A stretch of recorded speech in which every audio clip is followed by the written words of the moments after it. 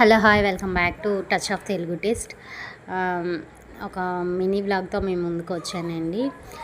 ఈ వ్లాగ్ ఏంటంటే రీసెంట్గా మేము బయటకు వెళ్ళినప్పుడు పన్నీర్ నెక్స్ట్ టైం పన్నీర్ తీసుకున్నాను. పన్నీరును మష్రూమ్స్ తీసుకున్నాను. మష్రూమ్స్ కర్రీ కూడా పోస్ట్ చేద్దాం అనుకున్నాను, కానీ అది అవ్వలేదు. సో ఈ పన్నీర్తో ఏం చేద్దాం, మా పిల్లలకి హెల్తీగా స్నాక్స్ అని సెట్ చేస్తే మాత్రం పన్నీర్ బాల్స్ అనేవి చాలా బాగా నచ్చింది. సో ఒకసారి ట్రై చేద్దామని చేశాను.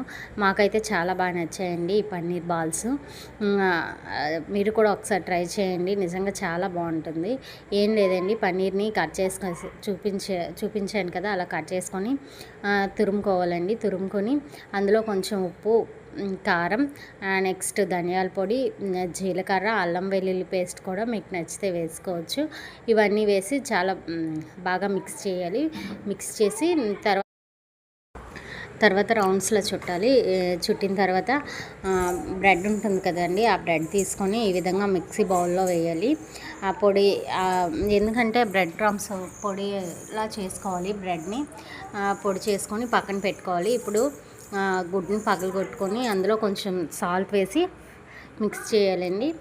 మనం ముందుగా పన్నీర్ బాల్స్ ఉన్నాయి కదండి, అవి ఎగ్లో డిప్ చేసి బ్రెడ్ క్రమ్స్లో కూడా ఒకసారి మనం కలిపి